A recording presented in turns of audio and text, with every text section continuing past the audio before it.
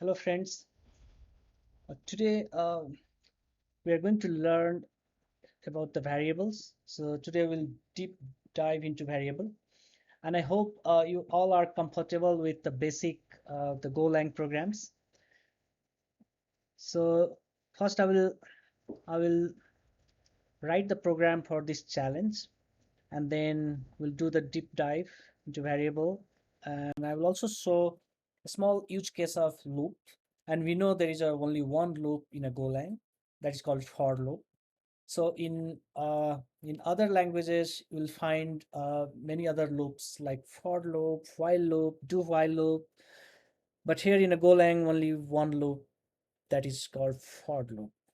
And we'll understand what is the for loop. So we'll understand that in the detail. But today's video will just try to understand one use case of the for loop. Will not understand like detail of that.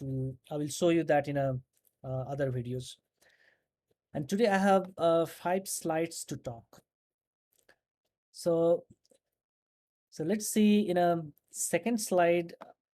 Uh, this is the challenge, new challenge for the next videos. Like if you can solve, that's good. Otherwise, I can show you that's in the next videos. So I have given the two challenge for the next videos. One thing is, inputs the school fees of brother and sister and display total fees. So it will, when we run the program, it will ask enter your name, then you can enter some name, enter your fee, you can enter some fee, enter your name, again, enter your fee again, and output will be total fee of Ram and Chris equal to 300 based on the inputs. And the second challenge is find circumference, diameter, and area of the circle. Where input is radius, so it will ask input radius, and then it will display, okay, circumference is this much, diameter is this, area is this. So that's the two challenge for the next video. And we'll also talk about these rules, variable name rules, and we'll talk about like each point, and we'll go on each point and write the program and see what's the each point it's saying. We'll also talk little bit about the variable convention, and then multiple variable declaration. So let's start with challenge first. So let me bring the screen where we can write the program. So this is replit.com/languages/go. Let's run this program, whatever see here first. Okay, it's printing hello world. That's fine. Let's see what was the challenge. So challenge is input 7 and 3. So there are two variables, 7, and then we are storing 7 and 3 in two variables, and then 7 plus 3 10, 7. Okay, and we are doing these operations. Okay, so we have the two variables here, so that's why here what we do, we declare two variables. So I will say I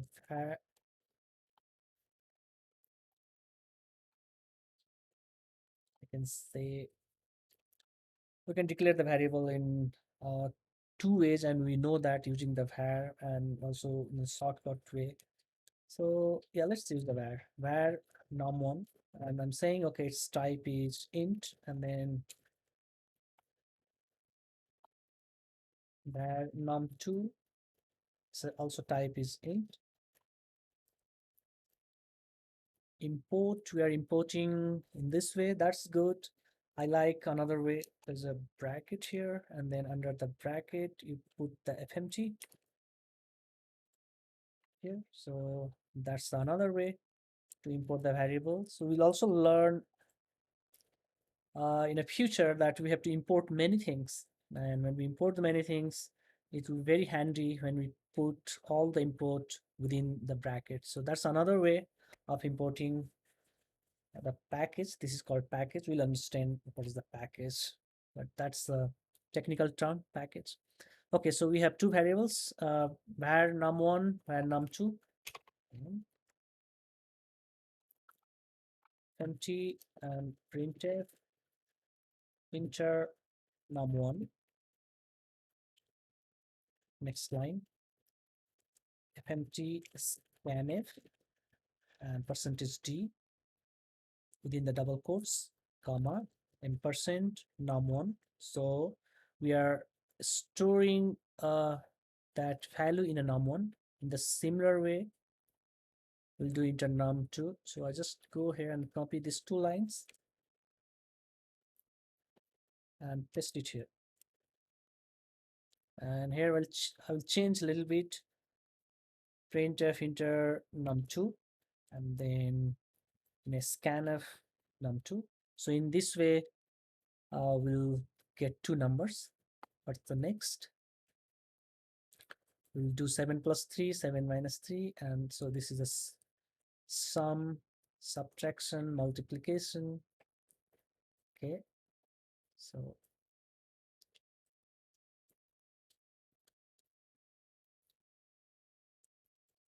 we'll define three more variables that we'll say result 1,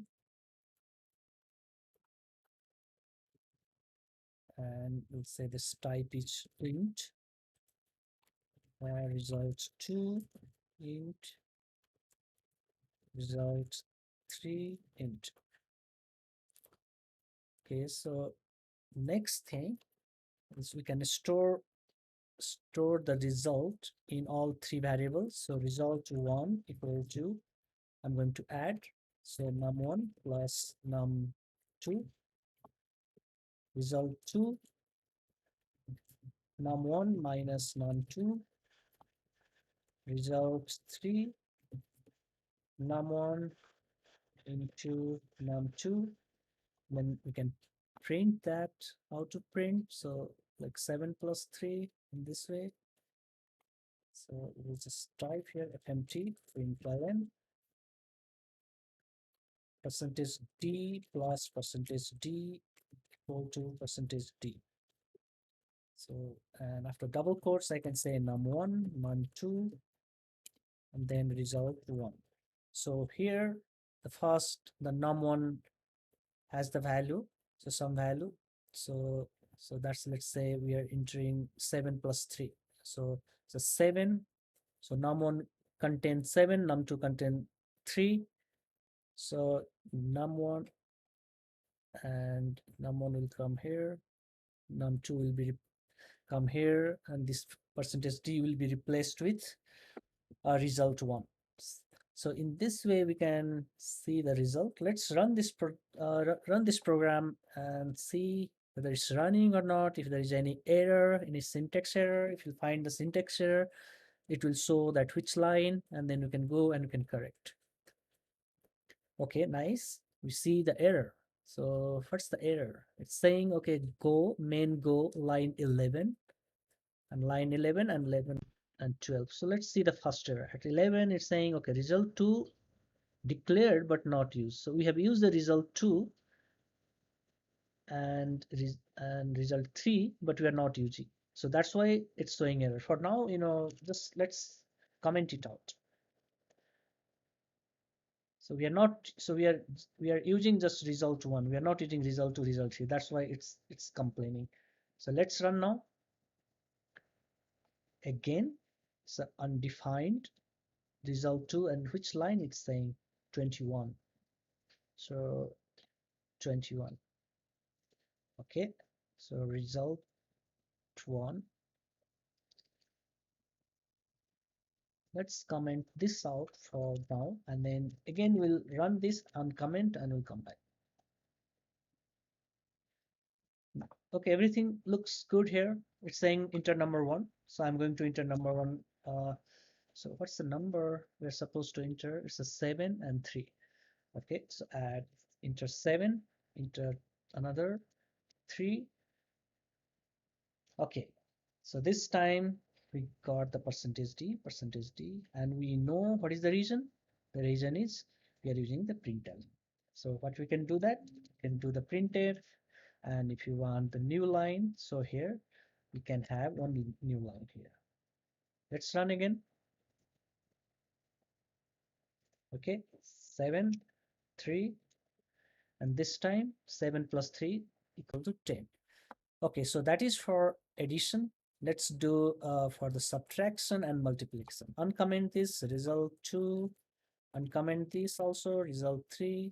You uncomment this operation and this operation, and then what you can do, we can copy and paste 2 times.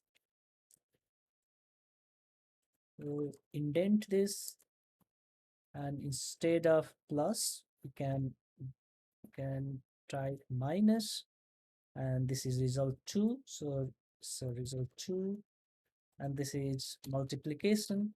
So we'll do the multiplication, and that is coming from result 3. Okay, so let's run the program this time again. There are multiple space, remove this space. Okay, I'm going to run into num1. So 7 into num2, 3. Okay, 7 plus 3, 10, 7 minus 3, 4, 7 into 3, 21. Great, so we achieved our goal. Okay, so that's good.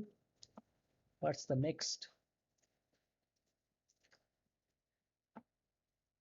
Okay, we'll see a little bit about the variable. So go to the another slide and see there, there are few rules for the variable. You cannot um, name the variable uh, in a random way. So there is some rules. So what is the first rule? It's saying that a variable name must start with a letter or an underscore.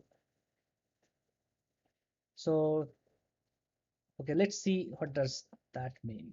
So go to the program here. So we know we have written the variable result to 1. Okay, so now I'm going to comment this code, whole code,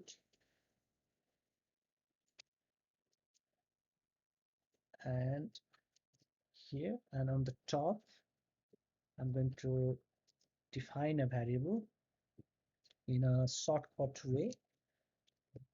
It's also called type inference, and this value is 10. Let's print this. Let's run it. Okay, it's a 10. So we are getting the value 10. If the variable name is num, that's fine. I can say, or num1. I can print here num1.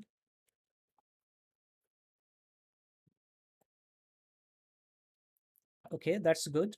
What about, if I name this variable like one num, and then I can print one num. Does this work? Let's try it. Okay, there is an error. What is the error? Saying main goal line 7. So it's a line 7. This is a line 7. And in this line, it's saying syntax error, unexpected num, and end of the statement. So somehow, it's not recognizing this variable. So this is because we are not following the rule of the variable. So what is the rule? So let's see the rule again.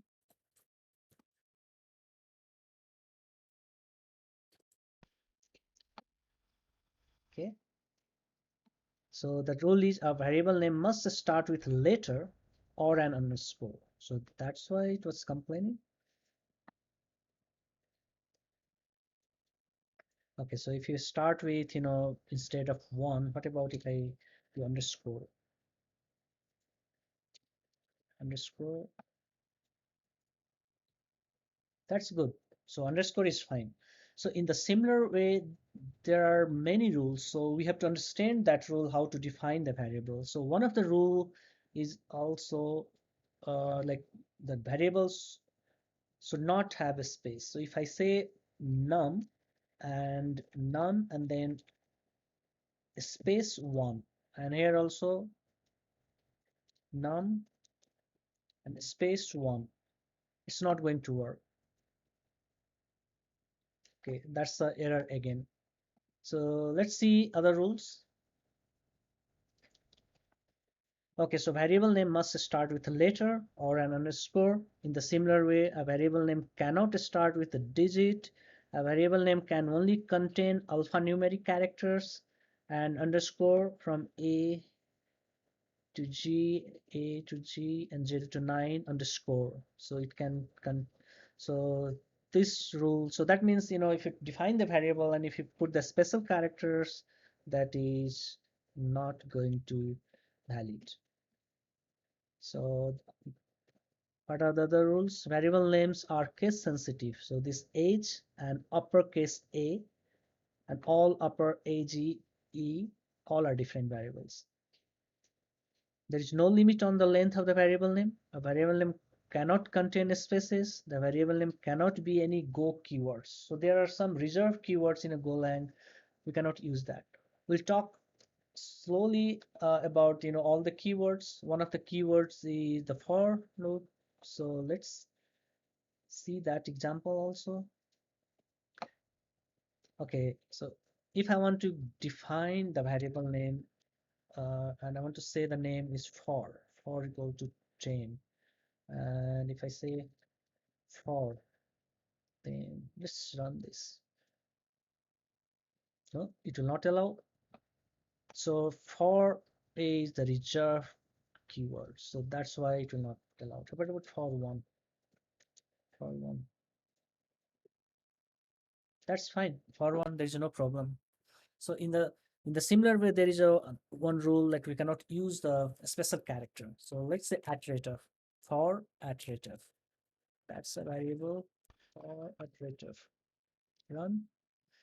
No, it's not going to use that. So we talked about all the rules. So in that way, we'll know, okay, what is the rules of the variable and how we are going to define the variable. That's good. Let's see what's in the next slides. So we'll talk about all the rules of the variable. Next thing is, it's a variable, it's case sensitive. We also talked that in a rules, num and uppercase in you num are different. And there is some conventions for the variable name in a Golang. So there are three ways of defining the variables. So once we follow the rule, and after that, still there is a convention. Like when there are two names in a variable, then we use in this format. It's called camel case. So first word lower, and in a second word, first character is upper. In the similar way, third word, first character is upper. There is something called Pascal case, and here we'll see each word first character is uppercase. So there are three words here. My is one word variable name, and in each word we'll see the uppercase. And there are different use case in a Golang where we follow these rules. Not a, so this is not a rules. This I will say the convention. We follow the convention. So this convention. So sometime we have to use the camel case. Sometime we have to use the Pascal case. Sometime a snake case. So we'll also talk about that also in the future videos. Okay. And there is another way of declaring the variables. Like if you want to declare multiple variable, then we can do in this way also, var, and then two variable names. Type is int, and I want to assign two values, 10 and 20. There is another way, the shortcut way, we just define the variable, and on right side, like left side, you see there are two variables, and right side we are giving two values. So the 10 will assign to num1 and 20 will assign to num2. So, and there is another way of defining the variable. If you want to define many variables, that's we add var, and then in the bracket we say a int, b int, and many variables you can give there. Let's see also this little bit. So let's see that in our examples. I'm going to remove this first two lines, and then I'm going to uncomment our previous code. So, okay. And in this code, there are two variables we are defining in this way. Let's change the way of the declaration or defining the variable. I'm going to comment this two line. So comment here, then I can define the variable like this var and bracket. Within the bracket, I can say so num1 int, inter, num2 int, and still it works. Let's run this. Inter num7, inter num2, 3, and it still works. So it's not complaining. So that's good.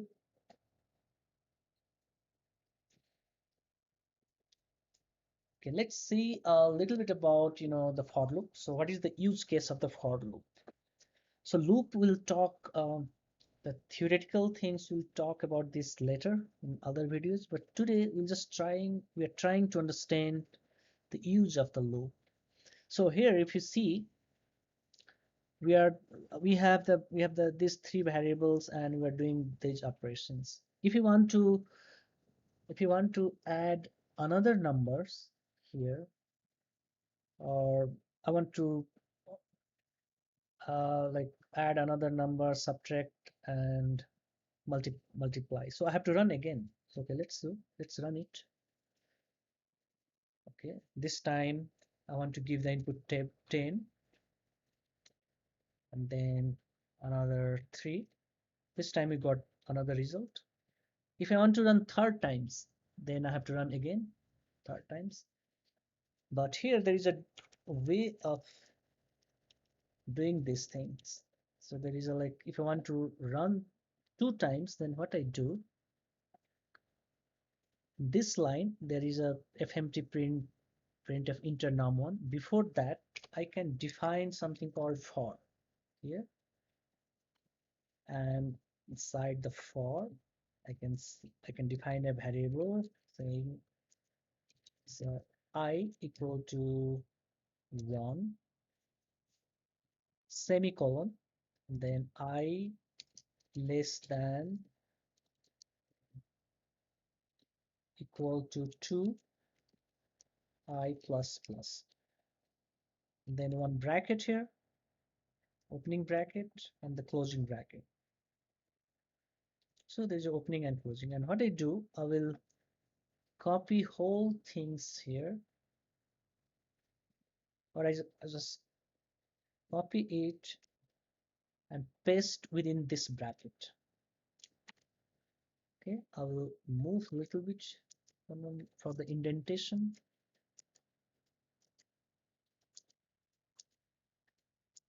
And make sure everything inside the for loop, and I'll delete this line. Okay, so the magic is, I added this one line, and there's a bracket and there's a closing bracket, and our code is here. So in this way, if I run this program, let's see the magic of this program. So go here and run this program.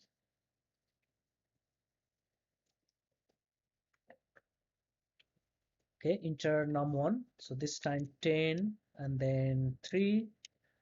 We got the result 10, 3, 13, and 10 minus 3, 7, 10 into 3, 30. And again, it's saying enter another number. Okay, so this time 5 and then 1. So now it's giving the result for 5, 1, and that's done. So it's running two times. And enter number 1, let's make one new line here. So that looks good. So this program is running two times. If I want to run three times, then I can say 3 here. I1, I less than equal to 3, I plus plus. We'll understand, this for loop structure, and we'll talk a little bit more in the next video. But today just we are trying to know the magic of this loop. So this is the magic. If I give the 3, then it is going to run 3 times. Let's run and check this. Enter number 1, 10, 5. So this is the result we got. And again, it's saying, okay, enter number 1. So 6 this time, 2. Okay, we got the result for 6, 2. Again, enter number 1. So 8, 1. That's good. So in the similar way, if you want to run 4 times or 5 times, you can change the number and the magic will be applied here. So that's all for today. We'll see other things in the next video. Thank you.